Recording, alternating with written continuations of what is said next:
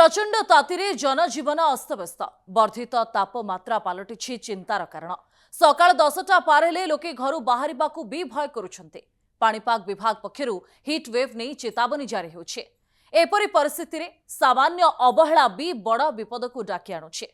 खरादिने अधिकांश लोकों ठारे जलीय अंशर अभाव, मुंड बुलाइबा, दुर्बलता अनुभव हेला भली लक्षण देखा मिलुछे। तेबे समयोचित सतर्कता अवलंबन कले निजको एवं परिवार को सुरक्षित रखा जाय परिबो बोली परामर्श देउछन्ती स्वास्थ्य विशेषज्ञ। खरादिने सुस्थ रहिबा पई कोन करिवे किछि टिप्स उपरे नजर पकांतु।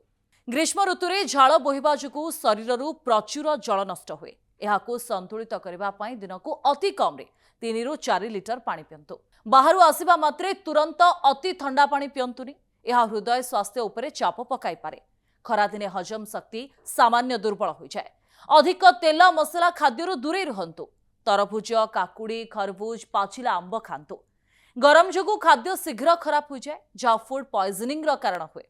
बाहर को जीवा समय छता, चषमा, ओदा गामुछार व्यवहार करंतु। सकाळ 11 रु अपराह्न 4टा पर्यंत खरार प्रकोप सबुठु अधिक थाए। सेथिपाई अति जरूरी नहेले ए समय बाहर को जांतु नाही। जदि बाहर काम करुछन्ती तेबे मझी मझिरे छाई स्थान रे विश्राम करंतु। राज्य रे एबे ताती उपर मुहा पूरा राज्य एबे जळुछि। तेबे एहारी भितरे आपण माने जेतेबेले बाहर को जाउछन्ती केमिति निजको सुरक्षा देबे, केमिति ए तातीरु बंचिबे, एनै अधिक आलोचना करिबा आम सहित प्रोफेसर जयंत पंडा सर अछन्ती। सर प्रथमे आपण कनक स्वागत करिबे। नमस्कार सर, वर्तमान राज्य रे ताती उपर मुहा रहिछि। सर ये तातीरु लोक माने केमिति रक्षा पाइबे, केमिति सर बाहर को गला बेले केमिति सर सुरक्षा कोन सर व्यवहार करिवे? ताती बढ़िया ओडिशा पई नुआ कथा नुहे।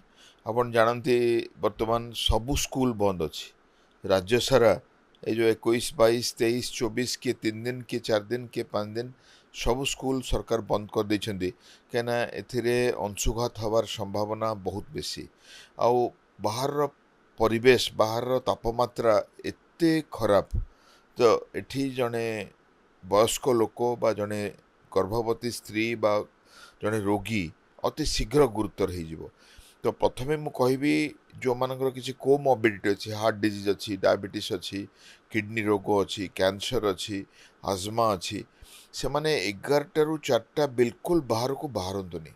टेम्परेचर 40 डिग्री ऊपर चल जाउची, तो से माने घरे रहंतु जोटी वेंटिलेटेड एनवायरनमेंट अच्छी, फैन चलची, कूलर चलची, एसी चलची, सेठी रहंतु। यथेष्ट परिमाण रे पानी ओआरएस पियंतु और विश्राम करंतु। जो माने निहाती बाहर को बाहर पड़ुची, ऑफिस रे काम करूचंती बा माने जीवा को पड़ुची मार्केटिंग पाई बा ऑफिशियल काम पाई, से माने टिके लूज ड्रेस पिंदंतु, कॉटन ड्रेस पिंदंतु, लूज ड्रेस पिंदंतु, प्रिफरेबली टाइट फिटिंग्स और अंडरगारमेंट्स एवॉइड करंतु, जेमिति कि भल एयर सर्कुलेशन हो पार। और सेमती जगार रहतु जोटि कि वेंटिलेशन भल थी, खोला थी, पवन बहुत थो, फैन सामने थे। आ जो माने आगुरु औषध खाऊँच जेकोसी रोग पाई मेडिकेशन अच्छी बा जो मानकर घर बहुत कंजेस्टेड अवस्था अच्छी, से माने मध्य एसी बा वेंटिलेटेड एरिया प्रिफर करवा दरकार। से ही परिवेश रे न रही धरतु गोटे हॉस्टेल रो 4th फ्लोर जोटी कि छातरू गरम बाहर, टेम्परेचर 40 डिग्री 50 डिग्री होची, सेठी जदि जने स्टूडेंट रहिला निहाती भाव रे अंशुघात हो जिवो। आमे जानिचे अंशुघात हो पारे बा हीट हाइपर पायरेक्सिया हो पारे बा हीट एक्जॉशन हो पारे बा हीट स्ट्रोक हो पारे, ता जीवन मध्य नहीं जाई पारे। तेणु आमे आम साथी ओआरएस नहीं कि जीवा बा लुण लेंबू चीनी पानी यथेष्ट नहीं कि जीवा, ढिला पोशाक पिंधिबा बा खोला देहरे रहिबा, यथेष्ट वेंटिलेशन होउथबा जगारे रहिबा। आ जहाँ को किछि भी खराब लगे, अवश लगे, मुंड बिंधा हुए बा बाउली चौली हुए, ताको तुरंत निकटस्थ डाक्तरखाना को लेकिन आमर एयर कंडीशन रूम रे आईसीयू रखा पड़े। क्या टेम्परेचर बढ़िले आमर हृत्पिंड, ब्रुक, लंग्स, लिवर, ब्रेन ऑर्गन काम करें।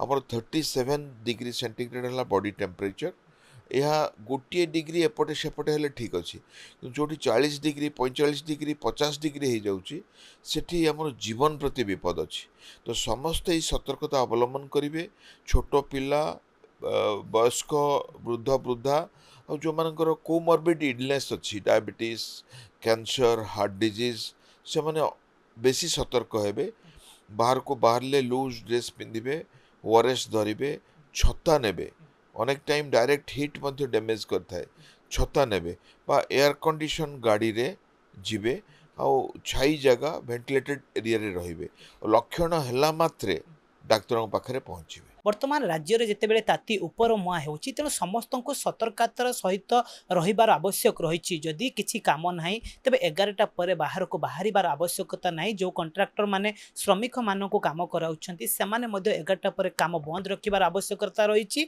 जो बड़ी भाव में सार जो परामर्श दौले जदि आम पालन करवा हे तो सनस्ट्रोक भली जो सब घटना घटुची ता हे तो रखा जाई परिबो।